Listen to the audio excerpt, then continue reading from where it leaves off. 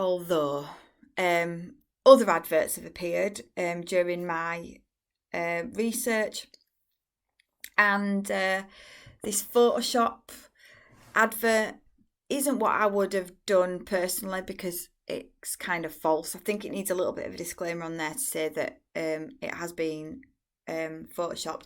And end the raspy love. What it's sort of saying is, men, get your beard shaved, because this is what you're doing to women. Controversial, not being released, and I think that's due to some opinions that have been expressed during the trial stages. And anyway, beards are all in fashion.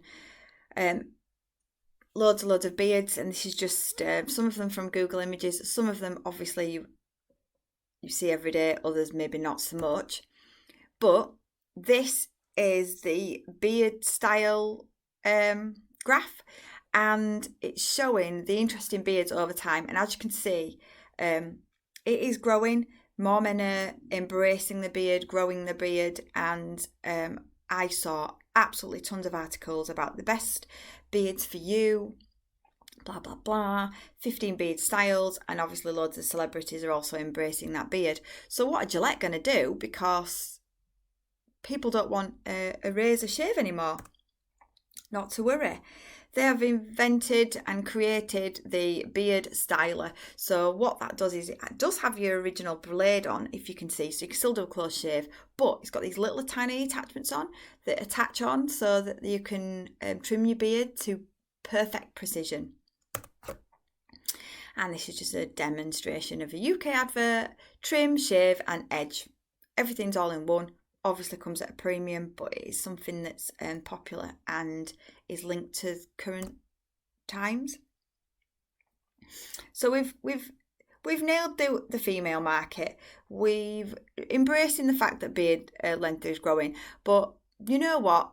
Something that's quite big now is the monthly subscription club to razors. So you subscribe and you save. This is Wilkinson Sword, Gillette's biggest UK competitor, and £10 a month usually, £8.49 at this month. What you do is you get you get 4 blades, 5 blades on each, but you get 4 actual blades, each with 5 razors, 5 things on, sent to your home every month. I've put £8.49, kind of expensive, but anyway, people do this and it's still a saving compared to the shops. The Dollar Shave Club, which has seen the biggest sort of increase because they only do online and you pay. I were having a look at this and it was £21.85 a month. I just do not get it. But by the looks of it, oh no you don't. By the looks of it, you get a 4-pack and you get some shave butter. But you get that sent to you every 2 months. So you might get 8 every 2 months, which works out at 4 every month. It's expensive and I could not find product matches. So when I was looking, what the Dollar Shave Club does is it doesn't do the same packages as everyone else. So it's always different, which I think is very, very confusing because you don't know what you're going to get. I personally cannot see the growth in this, and I do not know how anyone would need some shave butter every single month or 2, but I don't know. I thought it was expensive. But don't worry, Gillette also do it too.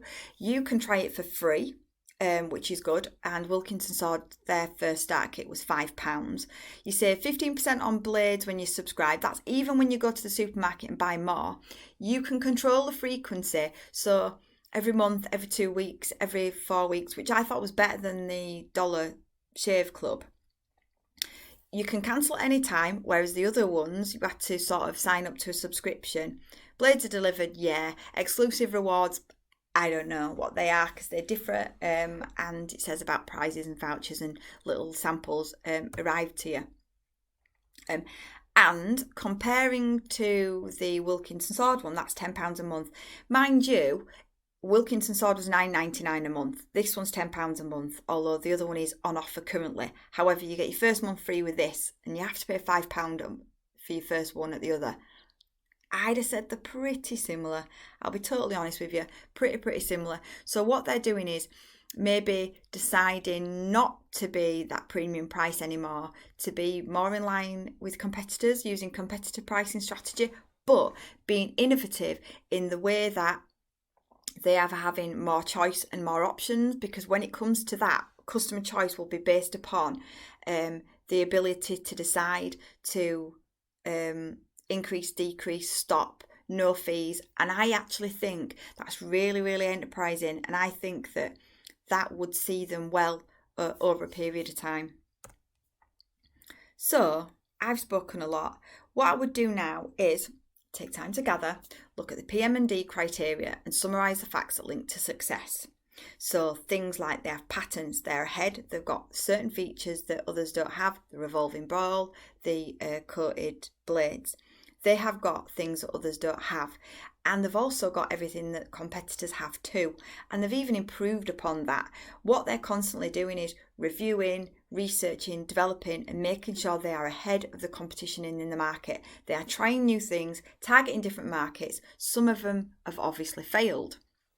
Linking to the failures, I believe it's the Me Too campaign and getting men to be vulnerable. Slight failure in my book. I think that being overly priced is a little bit of a failure, and having such high profit margins on what essentially is an everyday product, I think is a little bit of a failure. Just because customers might see that as I'm going to boycott you, I'm not going to use you, and especially in this current time where people can't afford, I think they're going to see a drop in sales because they're just too premium. So I think they're going to have to lower it. As a result, the patterns cost a lot of money. They've got to be careful as well that they're not getting lawsuits because they're being so similar to other companies. Lots of data, discuss that. In my opinion, reflecting on the current climate, are they doing all right? I think they've got enough money in the pot to do well. I think they have adapted with the online shave club. They're reducing the price of the razors so it's more affordable. They're more in line with competitor pricing. And I think getting things posted through the door is a revelation when people are not being able to go to the shops. Reducing the prices of the blades might mean that they're going to continue to be bought. And the beard trimming stuff, absolutely amazing, because I know that a lot of men are going to be embracing the beard because they might not be able to afford the expensive blades. Just make sure, a little bit of a note, that how it's contributing to success. I could have linked in their massive amount of profits that they have made on their annual report, which would have been a good thing for me to add. I've obviously got balance in there because I'm talking about the pros and cons of each, and then just linking it to today's environment is a really good thing to add in your conclusion slide. Other things that I want you to add before you submit is a conclusion slide. I want you to add a Q&A slide so that I can ask you questions. This might be by email, obviously, because I'm not going to see you face to face in the classroom. All your notes need to be printed. Slide on top, notes page underneath. Obviously, if you're submitting it via Show My Homework or email, I can print them off in that format for you, but just make sure that they are written underneath each slide. And you also need to submit any handwritten notes, any flashcards you've made. I know some students in years before have wanted more flashcards in front of them rather than reams of notes. And you may be asked to do a supplementary report in addition to this presentation. You will find out on the brief. Good luck. Any questions, you know how to get in touch.